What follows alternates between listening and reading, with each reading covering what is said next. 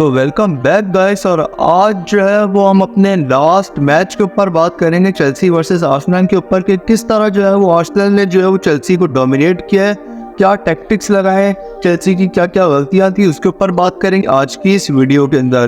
तो सबसे पहले हम बात करेंगे यहाँ पे चेल्सी वर्सेस आर्सेनल वाले मैच के अंदर। तो देखो, चेल्सी का सबसे इम्पोर्टेंट प्लेयर है यहाँ पे कोल पाल्मर, जिसने यहाँ पे 20 गोल्स और 9 असिस्ट किए हुए, 29 गोल्स का कंट्रीब्यूशन है। वो यहाँ पे इलनेस की वजह से जो है ना वो यहाँ पे ट्रेनिंग ही नहीं कर रहा था, और ट्रेनिंग नहीं कर पाया तो वो यहाँ पे इलनेस की वजह से मैच भी नहीं खेल पाया है। तो सबसे इम्पोर्टेंट प्लेयर उनका यहाँ पे जो है वो टीम से बाहर था। उसके अलावा उन्होंने गलती ये की कि थियागो सिल्वा को भी टीम से बाहर कर दिया। मतलब उनको लगता है कि थियागो सिल्वा एज्ड हो गया, जबकि अभी भी थियागो सिल्वा जो है ना उनके यंग डिफेंडर्स से काफी बेहतर डिफेंडिंग करता है। और चेल्सी जो है वो यहाँ पे सीजन के एंड में जो है वो थियागो सिल्वा को नया कॉन्ट्रैक्ट नहीं देने वाली है, और थियागो सिल्वा जो है वो लीव करके जाने वाले हैं चेल्सी को इस समर के अंदर। और जो है वो रूमर से निकल के आ रहे हैं कि वो ब्राजील ही वापस जाने वाले हैं, ब्राजील के ही किसी क्लब को ज्वाइन करेंगे। अच्छा, तो अब तो ये तो बात हो गई, यहाँ पे चेल्सी ने अपने स्क्वाड के अंदर 2 प्लेयर्स इंपॉर्टेंट नहीं रखे। अभी यहाँ पे जो है ना मैच शुरू होता है, मैच शुरू होते के साथ ही जो है ना वो यहाँ पे बॉल आती है यहाँ पे डिक्लेन राइस के पास। डिक्लेन राइस के पास जब बॉल थी ना, तो यहाँ पे जो राइट बैक खेल रहे थे ना गिलक्रिस्ट, उन्होंने यहाँ पे ट्रोसार्ड को प्रेस नहीं किया। ट्रोसार्ड यहाँ पे खाली खड़े हुए थे। ये यहाँ पे जो है वो चेल्सी की टैक्टिकल मिस्टेक है। उन्हें जो है वो अपने राइट बैक को ट्रोसार्ड को प्रेस करने में जो है वो लगाना चाहिए था, मार्किंग करने में लगाना चाहिए था। मार्क नहीं किया, ट्रोसार्ड खाली भाग रहे थे। और उसके अलावा ना यहाँ पे आप देख सकते हो कि मोइसेस काइसेडो जो है ना, और जो यहाँ पे डियासी जो है वो यहाँ पे जो है ना वो प्रेस नहीं कर रहे थे डिक्लेन राइस को।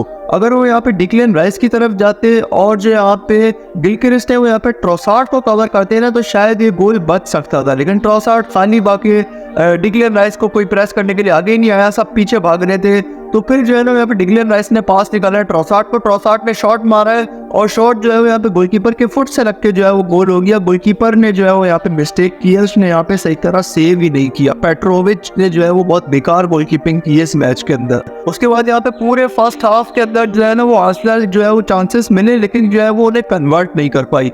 उसके बाद जो आर्सेनल यहाँ पे गनर बनी है ना, जिस तरीके से उन्होंने अपनी गन पकड़ के धड़ाधड़ फायर मारे हैं चेल्सी के गोल की तरफ, तो उसके बाद जो है ना वो यहाँ पे सेकंड गोल हुआ है। यहाँ पे कॉर्नर किक मिली यहाँ पे आर्सेनल को, बॉल यहाँ पे साका के पास आई है, और जब साका के पास यहाँ पे बॉल थी ना, तो आप देख सकते हैं यहाँ पे डिक्लेन राइस भी खाली खड़े हुए थे, ट्रोसार्ड भी खाली खड़े हुए थे। चेल्सी ने यहाँ पे कोई मैन मार्किंग की ही नहीं थी कि भाई कम अज कम जो प्लेयर्स डी के बाहर खड़े हुए उनको तुम कम अज कम मार्क करके खड़े हो। उन्होंने मार्किंग ही नहीं की हुई थी। साका ने यहाँ पे बॉल पास की है यहाँ पे डिक्लेन राइस को, डिक्लेन राइस ने यहाँ पे शॉट मारा है, वो शॉट यहाँ पे जो है वो ब्लॉक हुआ है, और बॉल बेन वाइट के पास आई, बेन वाइट ने गोल स्कोर कर दिया। इजी गोल था यहाँ पे आर्सेनल के लिए। चेल्सी के कोई टैक्टिक्स नहीं नजर आए, मतलब पोचेटिनो ने ऐसे ही जो है वो अपनी टीम उतार दी। उसने जो है वो ये कहा ही नहीं है, कुछ समझाया ही नहीं है कि भाई राइट बैक जो है वो लेफ्ट विंगर को प्रेस करे, कॉर्नर लग रही है तो डी के बाहर जो प्लेयर्स हैं उन्हें जो है वो कम से कम डिफेंडिंग मिडफील्डर्स प्रेस करें। उसने ऐसा कुछ टैक्टिक्स बना के भेजा ही नहीं था, ऐसे ही उतार दिया था चेल्सी को भी जाओ भाई खेलो, ऐसा ही लग रहा था इस मैच के अंदर। अब तीसरा गोल होता है यहाँ पे ओडेगार्ड की मास्टर क्लास की वजह से। ओडेगार्ड के पास यहाँ पे बॉल आती है, एंजो फर्नांडिस और जो यहाँ पे मोइसेस काइसेडो जो यहाँ पे डिफेंडिंग मिडफील्डर खेल रहे थे ना, उन्होंने यहाँ पे सही तरह प्रेस ही नहीं किया है ओडेगार्ड को। और राइट बैक पे भी यहाँ पे खेल रहे थे गिलक्रिस्ट, उन्होंने भी सही प्रेस नहीं किया। मतलब वो लोग सब जो है ना वो बिल्कुल लग ही नहीं रहा था कि डिफेंस करने के मोड में आए। ट्रोसार्ड ने यहाँ पे बिल्कुल केविन डे ब्रुयन लेवल का पास निकाला है, जो गया यहाँ पे हेवर्ट्स के पास, हेवर्ट्स ने रन बनाया, लेफ्ट फुट से गोल स्कोर कर दिया।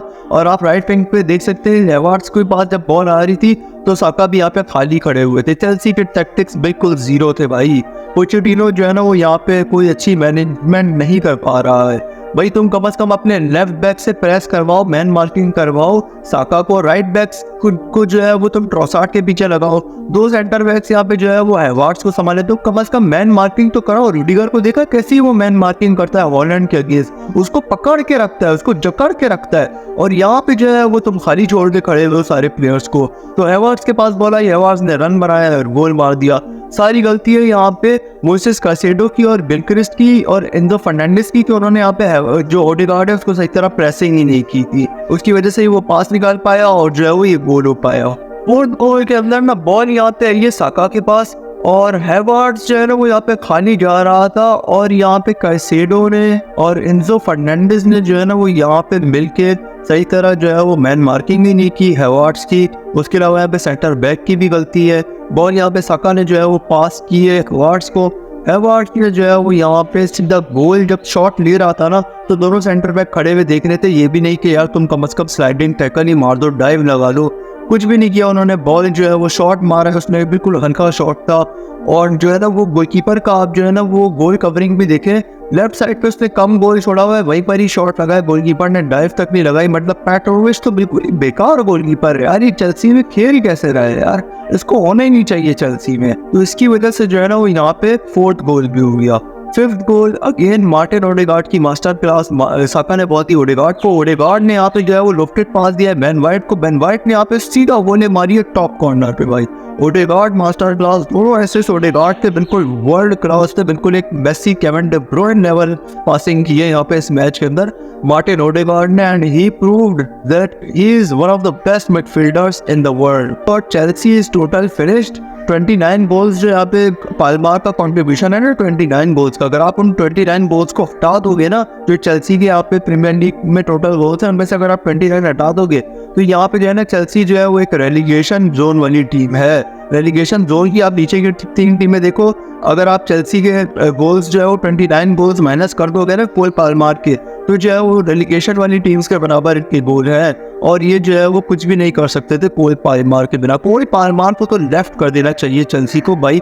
अगर तू इस क्लब में खेल गया ना तो तेरा सिर्फ प्राइम टाइम बर्बाद हो जाएगा, इसलिए तुझे चाहिए कि तू लेफ्ट कर दे भाई। किसी भी टीम में चला जाए, एसी मिलान की भी ऑफर आए ना भाई वहाँ चला जाए, वहाँ भी तू जो है ना वो अच्छी टीम हासिल करने का, चैंपियंस लीग में आगे चले जाएगा, लीग जितवा देगा, कर जाएगा तू वहाँ पे कुछ ना कुछ, लेकिन टीम चेंज करने बस अपनी। उसके अलावा यहाँ पे ट्रोसार्ड भी जो है ना वो यहाँ पे 15 गोल्स का उनका कंट्रीब्यूशन है। गोल्स टोटल मारे हैं, 2 असिस्ट दिए, यानी कि 17 गोल्स का उनका कंट्रीब्यूशन है। काय हैवर्ट्स ने यहाँ पे 12 गोल्स मारे हैं इस सीजन के अंदर। तो ये तो हो गई पूरे की पूरे आर्सेनल और चेल्सी के मैच के हवाले से बात। अब बात कर लेते हैं अपनी कुछ न्यूज़ के बारे में। जॉन लपोर्टा ने यहाँ पे रिक्वेस्ट की है रिप्ले की एक रीमैच होना चाहिए रियल मैड्रिड और बार्सिलोना के बीच, क्योंकि जो है फुटेज निकल के आई थी कि यहाँ पे जो है वो क्लियर गोल था जो यहाँ पे लमाइन यमाल ने स्कोर किया, मगर ला लीगा में गोल लाइन टेक्नोलॉजी नहीं है, उसकी वजह से जो है वो गोल नहीं दिया गया।